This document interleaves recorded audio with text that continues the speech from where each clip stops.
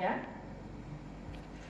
Dan kami ingatkan kepada calon wakil presiden untuk mendengarkan dengan seksama, karena pertanyaan hanya akan dibacakan satu kali.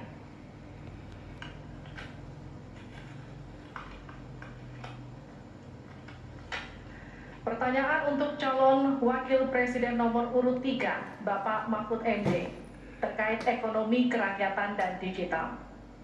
Digitalisasi membuka akses pasar yang lebih luas, tetapi juga berpotensi merugikan usaha mitra dan konsumen melalui penyalahgunaan data digital. Pertanyaannya, bagaimana kebijakan paslon untuk mengatasi hal tersebut? Waktu untuk menjawab 2 menit dimulai sejak Bapak menjawab. Kami persilakan. Baik, kalau kebijakan data digital yang terakhir ini kita sudah punya 2 undang-undang yang baru, yaitu Undang-Undang PDP dan Undang-Undang ITE yang baru saja diresmikan. Tapi lebih dari itu, menurut saya digital atau ekonomi digital ini tidak bisa dihindarkan oleh siapapun. Oleh sebab itu, ya kita tidak bisa menolaknya, tetapi harus berhati-hati karena terjadi disrupsi yang luar biasa dalam perkembangan digital ini. Saya menangani kasus misalnya pinjol, di mana rakyat menjadi korban dari kegiatan ekonomi digital. Ada kripto misalnya.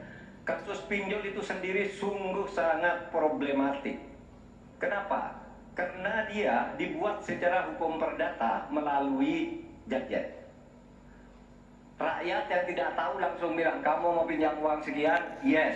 Bunganya sekian? Yes. Kalau tidak bayar sekian? Yes. Itu perdata. Dan itu banyak yang menjadi korban. Banyak yang sampai bunuh diri. Ada seorang dari Semarang, seorang guru meminjam hanya 500.000, kemudian hutangnya menjadi 240 juta karena selalu bertambah bunganya. Kemudian ada yang sampai bunuh diri. Dalam hal pinjol ini ketika saya sampaikan ke Polri, tidak bisa Pak, itu hukum perdata. Ketika saya sampaikan ke OJK, OJK bilang itu bukan kewenangan kami.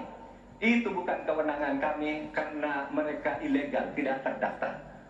Berkali-kali saya panggil, kemudian saya undang dalam rapat bersama gabungan dengan Menko Polhukam. Kita nyatakan bahwa itu tindak pidana dan harus segera ditangkap. Itulah dalam sehari kemudian ditangkap 144 orang di hari itu juga. Sekian. Baik, Pak waktu. Silakan Pak Muhaimin, waktu Anda 1 menit. Ya, benar sekali bahwa antara perkembangan teknologi digital dengan kemampuan UMKM kita masih terjadi gap. Oleh karena itu harus ditindaklanjuti Pak Mahfud. Selain pemberantasan pinjaman online, judi online, ini pun masih harus diselepet lagi karena tidak komprehensif di dalam menangani ini, sehingga pinjol masih merajalela, judi online masih merajalela.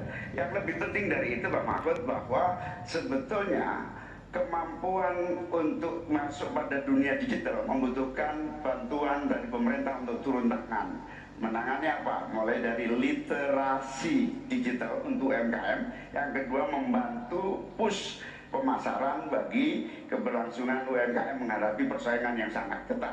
Di sisi yang lain, kita juga membutuhkan kapasitas teknologi kita supaya lebih bisa membantu, seperti kecepatan dari internet yang sedang ada di masyarakat kita masih sangat rendah. Baik. Kedua, Bapak Gibran Raka Buming Raka untuk menanggapi. Waktu Bapak untuk menanggapi 1 menit, kita mulai sejak Bapak mulai berbicara. Baik, terima kasih. Mungkin kita juga harus hati-hati selain pinjol dan judi online, kita juga harus hati-hati untuk masalah pencurian data. Untuk itu harus kita kuatkan cyber security dan cyber defense kita. Itu sudah kita lakukan di Solo Teknopark. Ada sekolah cyber security. Dan yang perlu ditekankan lagi adalah bagaimana para e-commerce ini bisa comply dengan regulasi kita. Jadi sudah tidak ada lagi nanti ke depan yang namanya shadow banning, yang namanya price dumping, yang namanya barang-barang cross border yang membunuh UMKM kita. Kita ke depan harus melindungi UMKM, dan kita ingin sekali lagi, karena tadi Cak Imin bicara masalah literasi keuangan dan literasi digital, ke depan yang kita siapkan harus ada penguatan SDM, penguatan manusia digitalnya. Karena itu Kita ingin anak-anak muda untuk ikut andil dalam hilirisasi digital yang akan kita canangkan sebentar lagi. Menit untuk menanggapi, dimulai dari Bapak menyampaikannya. Alhamdulillah, apa yang diusulkan ditambahkan oleh Cak Imin dan Mas Gibran itu sudah ada di visi misi kami semuanya. Tinggal baca itu. Misalnya kalau bicara infrastruktur agar bisa merata tapi aman, kadang-kala kita bicara infrastruktur itu hanya jembatan, rumah, gedung dan sebagainya. Padahal ada 3 infrastruktur yang harus dibangun. Satu, infrastruktur fisik seperti yang sekarang ada, lalu infrastruktur regulasi, kemudian infrastruktur digitalisasi. Itu penting dibangun ke depan. Sama terkait dengan itu sudah ada juga cyber security. Bahkan saya sendiri yang memimpin rapat di Menko Polhukam dengan memanggil pihak-pihak yang terkait dengan tugas ini agar cyber security ke depan ditegakkan dengan sebaik-baiknya agar kita tidak selalu kecolongan. Selesai.